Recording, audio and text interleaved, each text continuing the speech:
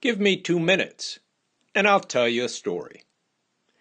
In the last 6 or so years, my youngest stepson, his wife, and growing family have moved from Eugene, Oregon, to Provo, Utah, back to Eugene, on to Portland, Oregon, and then to Winston-Salem, North Carolina, where he is attending medical school at Wake Forest University. In Winston-Salem, the family has already moved from an apartment complex to a single-family home. My oldest stepson has also moved often during this same time frame. In his case, the moves have been from Oregon to Arizona to Texas, first to Fort Worth and then to Dallas. Most recently, he relocated yet again to Seattle, where he has taken a job at Amazon's headquarters. Such is life for upwardly mobile millennials.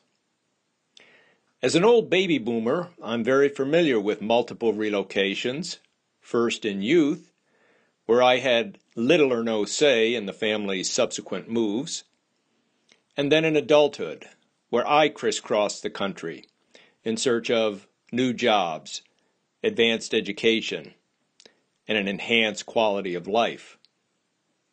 20 years ago, I was the, quote, bad guy who moved my 3 stepsons and their mother from Eugene, Oregon to Muncie, Indiana, where I was teaching at Ball State University.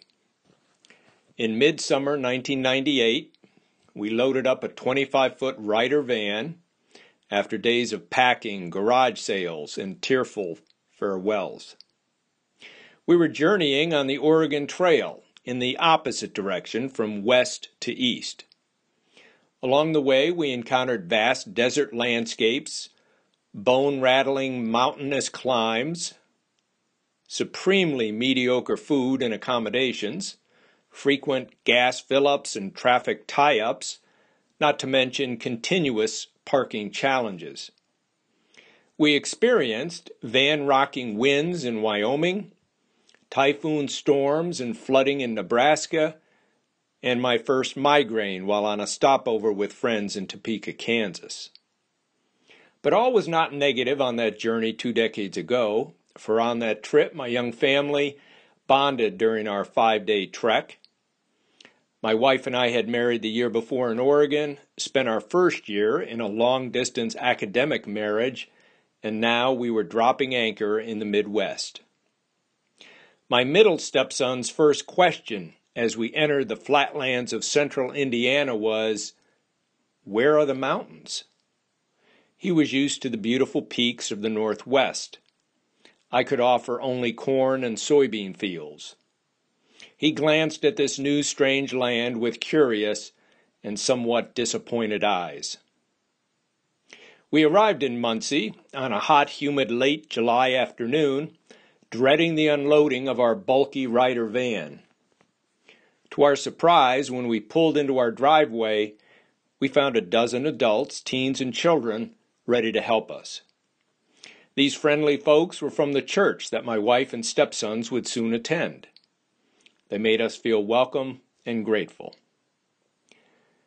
In the next couple years, my wife and I will relocate to be closer to our children and grandchildren. I'll be retired and ready for a new adventure, but I'm already dreading the process of moving.